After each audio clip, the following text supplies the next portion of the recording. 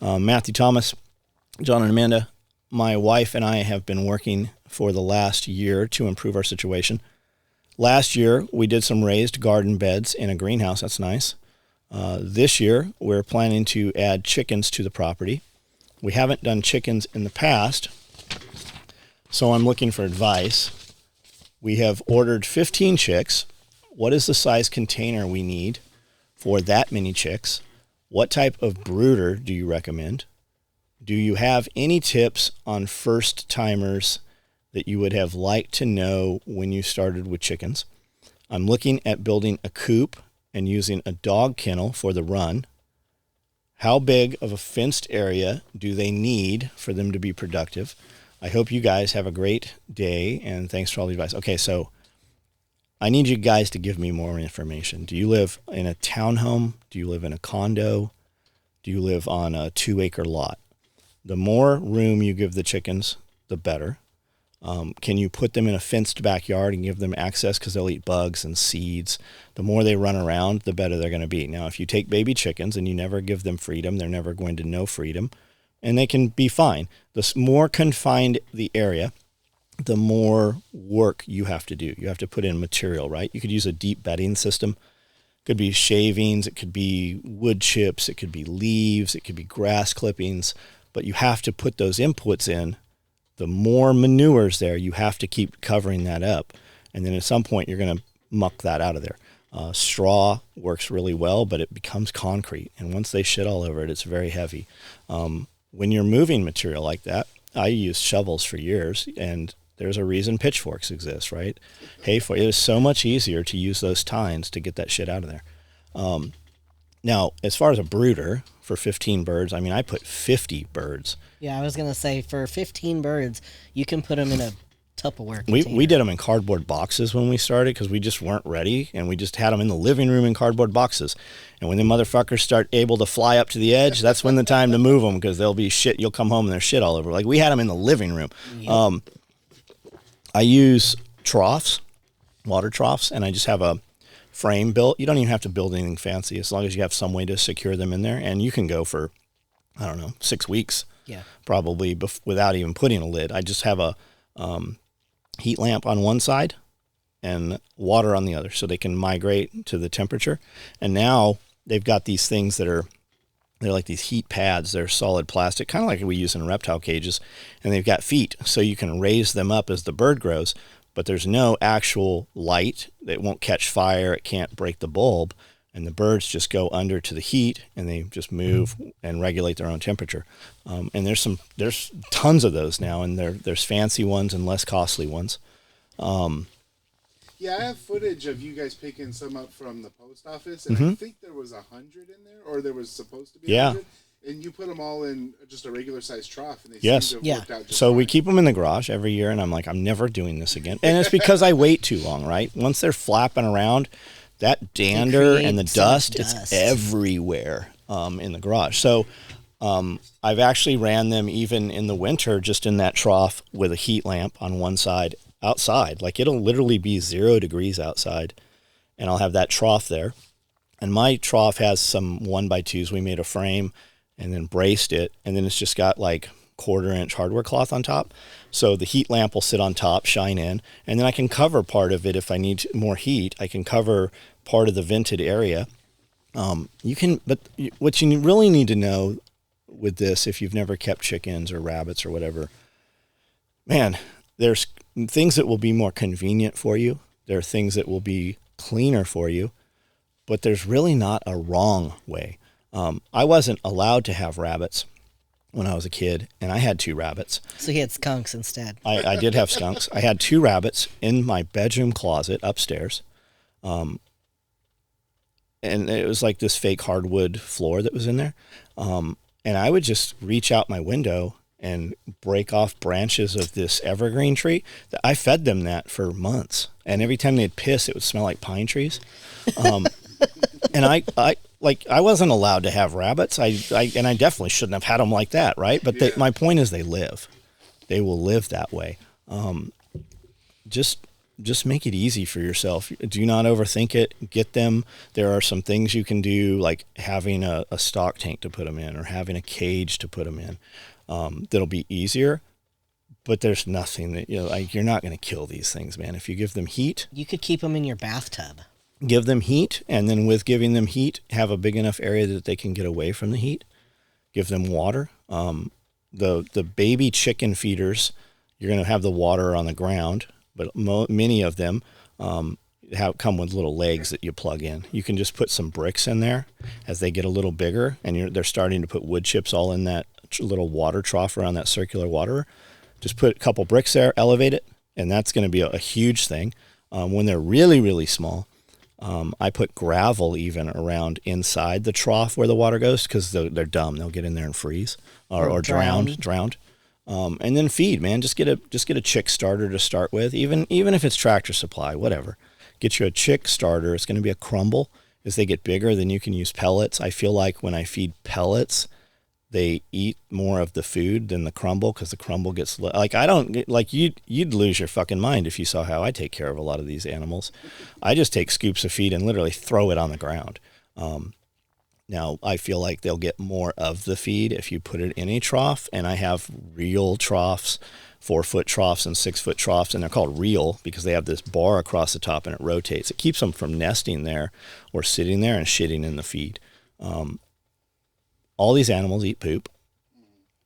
My dogs follow the chickens around and eat the poop, and the chickens follow other chickens around and eat the poop. Everything in your life is poop. Like, if you're outside, if it's dirt, it was poop at one time. Poop or something that poop got on. So the bigger the area, the better. For 15 birds, the coop, they only need to sleep in there at night. It doesn't have to be giant. Curtis Stone put a video out a couple days ago. He's got, I think, 20 chickens, and he's in 3 feet of snow. His coop is probably 4 feet by 6 feet, maybe. It's closed on the top, the bottom, and the side. The front is all wire. He said, I don't like to have it enclosed because I don't want humidity. Humidity is what will get them sick. Yeah. So they get in there and they'll get up close and they'll shiver, and you'll see a bird like fluff out and get twice as big. That's like fluffing out your pillow, your down comforter. It's just puffing that out. They're just expanding their insulation. And then they can eat all your table scraps, like anything.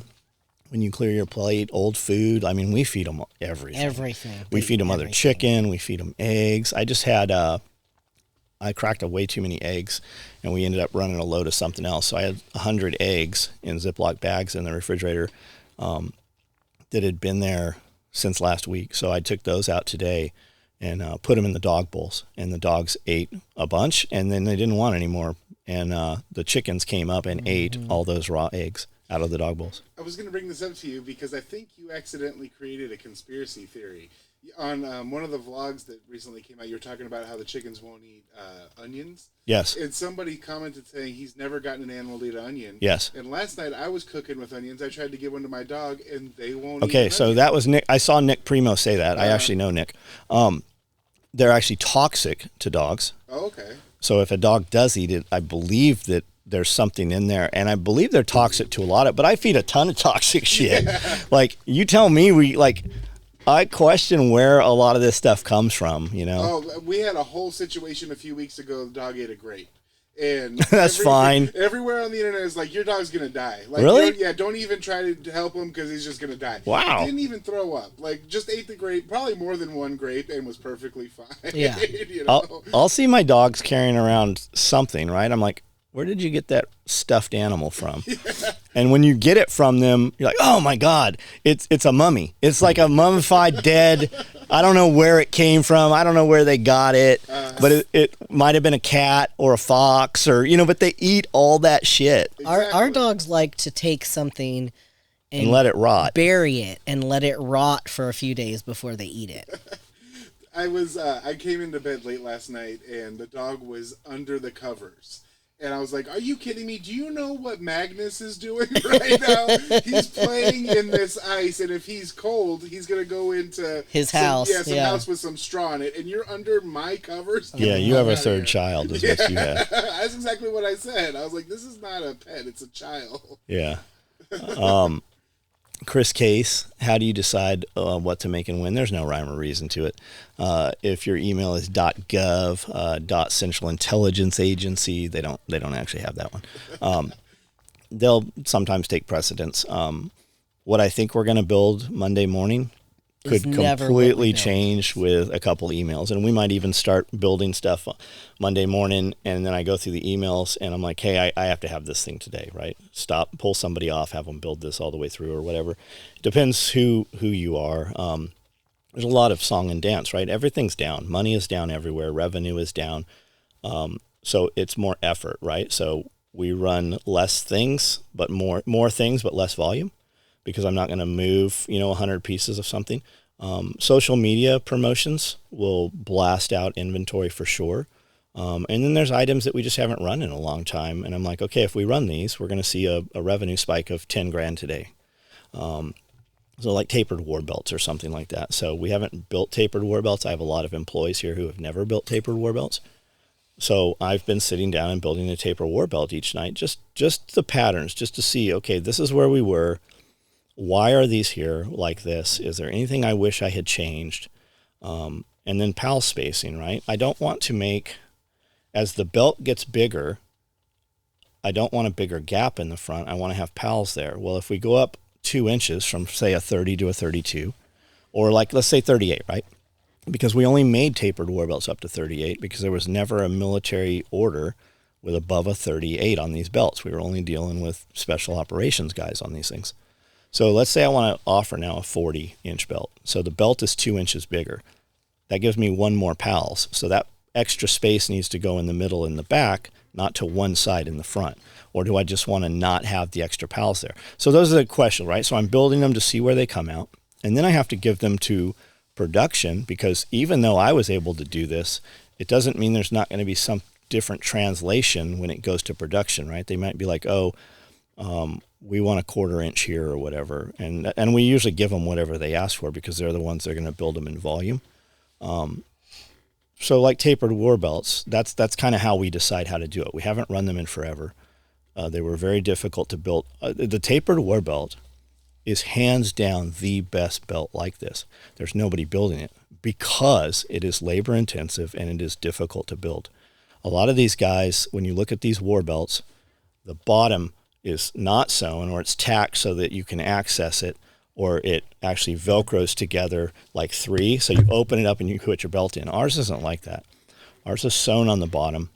First, we take 2 pieces of Cordura and make a sleeve that is the size of the tapered war belt.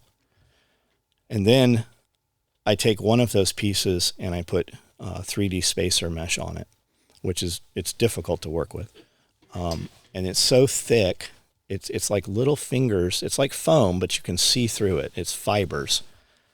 And when I go to edge tape it, it doesn't fit in the edge taper. You can't edge it. So first we have to serge it all the way around to compress the edges so that we can edge tape it. And then we take both those pieces. One has air mesh and one is just Cordura, and we sew them together. And I leave the bottom piece open. And I take the single piece of foam and I jam it in here and I jam it in here. And it's already tight. So I have to really get it in there and just inch it into place. And then I make a tack. And then I sew the bottom, and it's still not as tight as it's going to be. It's fucking tight, but not as tight. Then I take my marks and figure out where I want my pieces. And I sew here, and then I sew here and here. And what it's doing is that I'm sewing, it's also pushing it in, and it's tightening up the work. So it's very, very tight and rigid. You don't feel a piece in there that does not have foam filling the gap.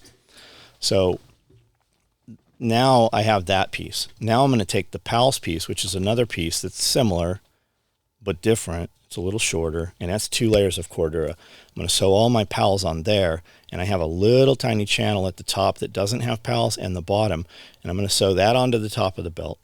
And then I'm going to take this and I'm going to crush the belt and sew it so it almost like pulls it in. But when it's under tension, it's flat and it is super, super solid piece. It is like as though it's all made together and sewn all the way through.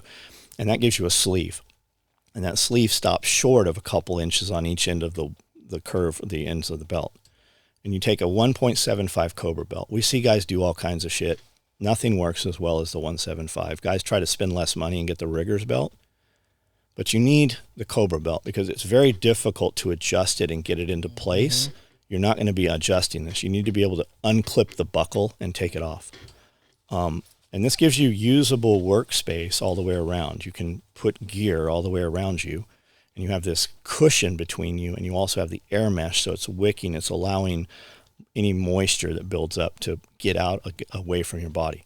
And then it's tapered, right? It's lower in the front and wider in the back, so that when you bend down or you're climbing or doing steps or anything, it's not touching your front of your legs. You can bend over and not fight the belt. And then it's open on the bottom so that you can access the belt from the bottom to attach subloads or drop an offset so it'll clear body armor and stuff. It's very, very labor intensive. And so much so we stopped building them. Like we had one lady that was really good at building them and she retired. So I'm like, okay, we have other things to build that are easier to build than to kick these out. But now we're back to them, right? We're gonna put a few out. I don't think we're even gonna put them. It'll be another one of those items that you can't order off the website. If you know, you know, and you have to send an email. And I've got fucking 20 emails right now, guys wanting them. Because you talked about them on live feed. Yeah. Have you ever made them here before in this building? No, they've never been made in this building. It's been a long time. Yep. Do you want to go eat lunch? I'm not hungry. Do you need to eat? No, I just wanted to make sure that you weren't sitting here hungry. So, Jeremy Wilson, aside from food, water, fuel, first aid, medical stuff, what other items do you think are or should be items of focus for people preparing? Arms, ammo. Yeah, if you're going to have stuff to save your life, you probably should have something to prevent people from taking it from you. There's a lot of people that do all the stockpiling and amassing and hoarding, but don't have anything to keep other people from taking it, right? Because they're like, well, nobody knows about it. You're just simply a target of opportunity. When the time comes, when that happens, right? If we're talking the civilization collapse, women are going to be a commodity, and men's labor is going to be a commodity, right? So you better have a way to protect your women and your children. So you need, and it can't just be own a gun. There's so many people that have a gun, and when the time comes, you're not going to get a notice. Nobody's going to call you and go, hey, the roving hordes are in town and they're 5 minutes from you. Like when that time comes and you feel that the air has changed, right? The static electricity in the air, I'm getting hair standing up right now. You better have that on you. You better have enough to fight to your long gun, right? When that time comes, you better have a fucking long gun with you. It's not a pocket knife to get a pistol. And everybody around you better also. So training, I think people are lacking training, physical fitness. A lot of people think, well, when I quit my day job, I'm just going to farm. You're not. If you don't have calluses now, you're not going to be able to develop them. Something's going to take your life before that happens. You need to be hard to kill, right? I think Tim Kennedy says that. Mike Glover. You need to be difficult to kill. And everything has the ability to kill you, right? It's not going to be a roving horde or a zombie that gets me. It's going to be a hangnail. It's going to be a hangnail, or I jump off this four-wheeler all the time before it even stops moving, and I ride it side saddle all over the place. Like that has the high potential to break your ankle or roll over you, right? Things like that. But just the ability to save life, be harder to kill, physical fitness. I know everybody wants this thing, right? We want this magic thing that's going to change everything. But the most important shit doesn't cost anything. Like lift fucking heavy things, be able to move distance, be more physically fit, and go into the gym. It looks good in the mirror, but that's not the shit. There's not a lot I do in the gym that translates to anything out here around this property. Build fucking wealth. We are so fast to spend our money as we make it that we never have the ability to do anything beyond it, right? So we amass all these piles of things that we don't ever use. And 20 years from now, when your kid has them or whatever, they're going to just fucking throw them in a shed somewhere because they're too lazy to even throw them away. Build skill, build money, right? If we really think things are changing, and I do, be able to buy things that you can start other businesses with, be able to buy things that if your life changed as you know it, like what would you do, right? If society closed down, if it collapsed, and mail couldn't come to you, Amazon doesn't come, you can't go to a restaurant or a food store anymore, right? What does that look like for you? What's your plan? Like, where are you going? Do you have some property someplace? When you get there, did somebody else already get to your property? Do you have the ability to make them leave, right? Do you have a community? There's a lot of stuff we can do that we just don't do because it's not fun. Nobody wants to fucking work out. And when you work out, you definitely don't want to work out. I was listening to Mike on Rogan the other day, and he said, you have to get into a 5 minutes of high state cardio before you're even at that level where you're breathing and you feel like you're going to die and you can't stabilize your front sight. Shit like that. That stuff doesn't cost anything. You can do it anywhere. But I don't know. I mean, what else did he ask here? Fuel, first aid, medical, other items, clothing, have socks. I mean, could you imagine, go buy some shitty socks. Do you wear good socks? Go buy some shitty socks and wear them for a couple days, right? Get a pair of socks and wear it for 2 weeks straight. Don't change your socks. That'll fuck your shoes up, by the way. The bacteria, once it's in there, it's never coming out. It'll fuck up your feet. Could you build shoes? Could you build socks? Could you build underwear? Could you imagine not wearing underwear? No. I wear briefs. I hate fucking loose boxers, right? Could you imagine not wearing underwear with elastic in them? You might try that. So buy a bunch of them, right? Well, you might be surprised that 10 years from now, when you open a brand new pair of underwear that you've had sitting in your garage in a dry bin, right? That when you put them on and stretch them, the elastic's shot. It's gone. That happens with inexpensive socks too. I have shoes. I've bought a lot of shoes, and I'll pull shoes out that I've had for 5, 6, 7 years, put them on. They don't last as long because the adhesives are no good anymore. Stuff like that. Be aware. Be a craftsman. Have a skill. Be able to build things. Be the MacGyver. How did MacGyver always fix shit with nothing? There's literally, I'm around dudes that are like that. I know guys that literally, you're like, there is no way that we can get out of this, right? We have to get another thing or whatever. And they just put them back together, man. They just build, have vision, learn how to see things. And I know that's not what you're asking. I know that's not you can't get on Amazon tonight and buy that.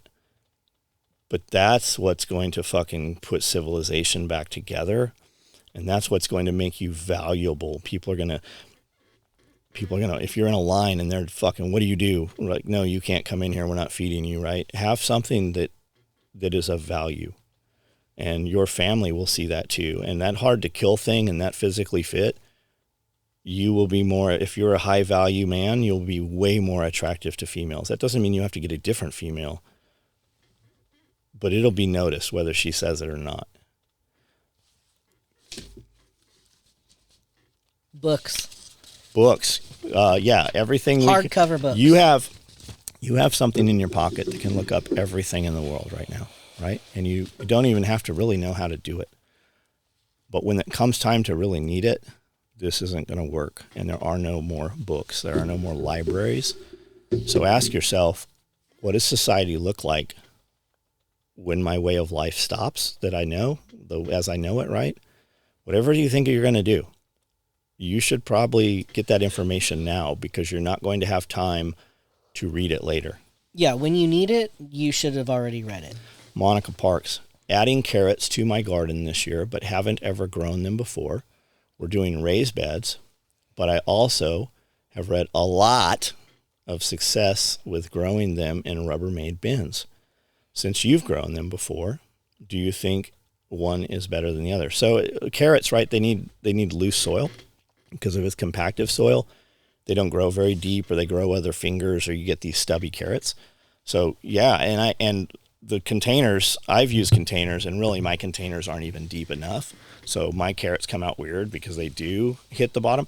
But there are people growing like 24 and 30 inch carrots right now. If you look at Baker Seeds, I think it's Baker Seeds.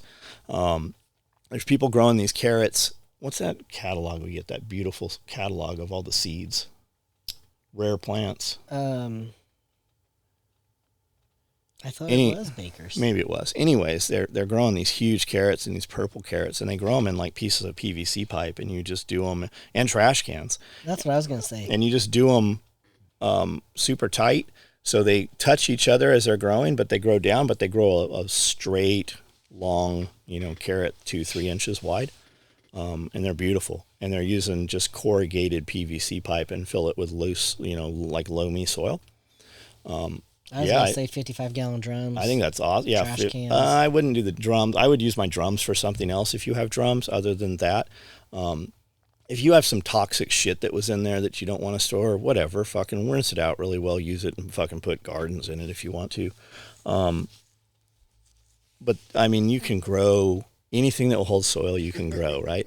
It doesn't matter. If we're doing it for food, we don't care what it looks like. You can put dirt in anything, and if you can put dirt in there, you can grow. You can probably even do like a tunnel of chicken wire. Just sure, with straw. Yeah, absolutely you can. Straw around it. Put it in there and just make it taller, and then your carrots will grow down. Yeah, you can put your straw and then put your soil. The straw is just to keep the soil from coming out. While probably have to water it more frequently because the soil will be more exposed to air. But I mean, it really just depends on how much you want to put into it. Yeah, I'd like to see that when you have some pictures of it. Nightlife Kennel. Also, I've started collecting gold backs. Those are cool. I think he started here and went there. Recently, I started stacking some silver, planning on doing more. What are your thoughts, tips, and ideas on stacking silver for backup currency? Okay, now you're saying currency. Not. It is a store of wealth. Here's what I say, okay? If I have, let's say I got 10 grand sitting in the drawer in cash, and I'm concerned fire, theft, whatever. Or just, I don't need it, so I'm going to take it and I'm going to buy 10 grand in silver. Awesome.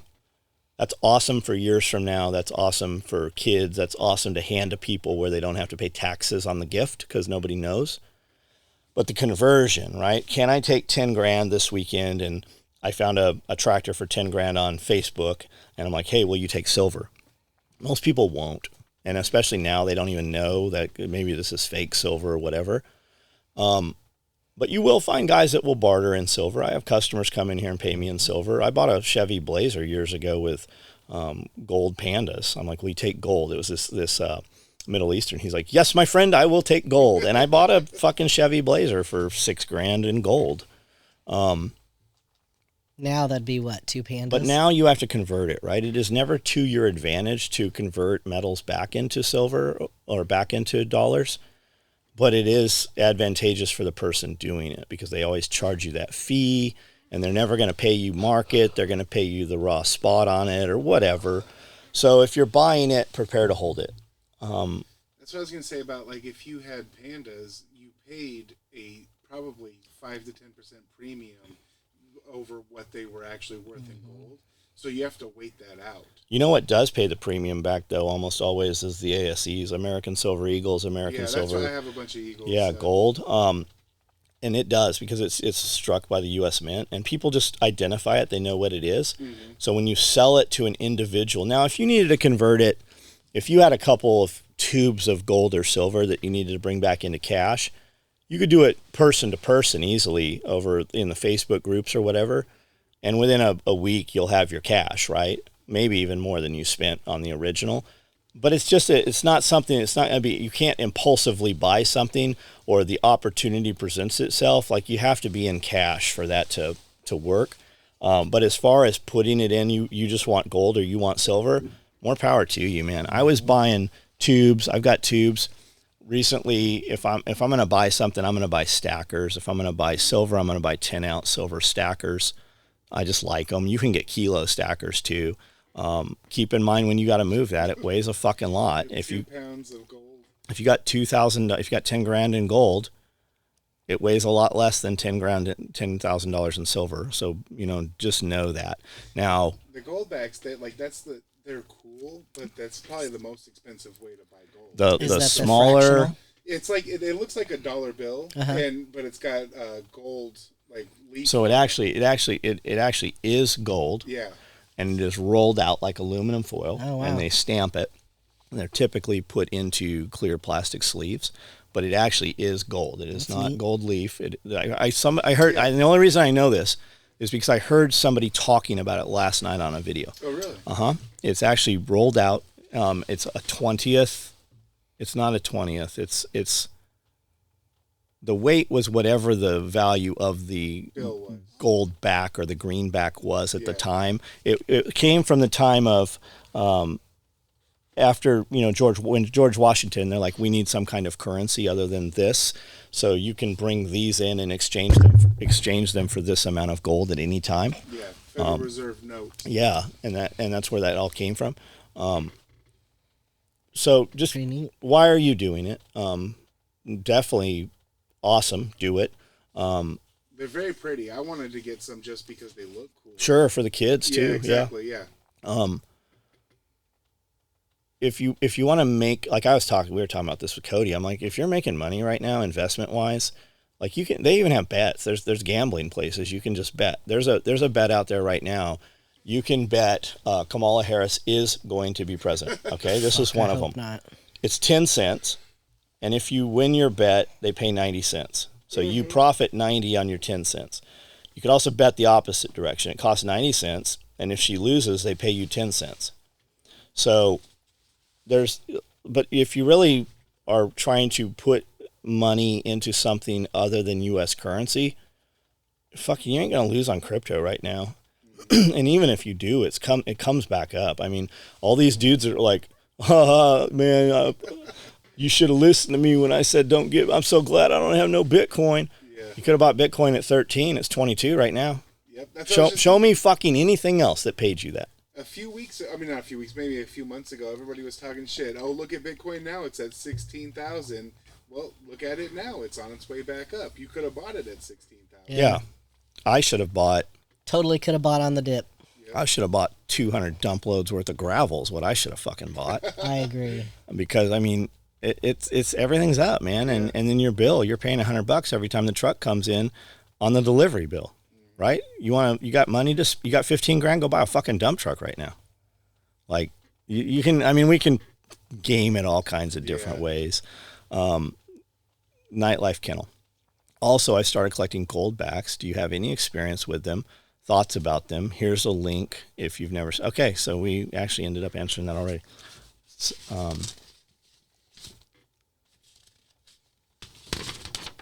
Last question.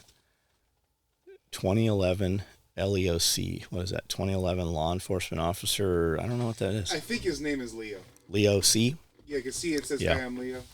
Hi, guys. My name is Leo.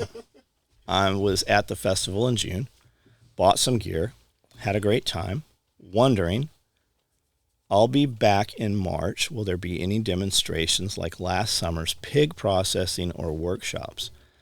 Last order number. But after that, I bought the SOE Strider knife. Oh, wow. I was through. It was through a text exchange with Amanda. I love the knife, by the way. Right on, man. Yeah, we're having. Are you talking about prior to, like the Friday prior to? We're doing. Bears guys are going to be in with Refuge Medical, and we're running a Stop the Bleed class. They're doing. And I'm sure they're going to do a second one because we have just so many people that'll be there and want to do that. So that'll be the Friday. But what that'll get you is that'll give you access here on Friday. Well worth coming to. I don't know. I have no idea what the cost of that is.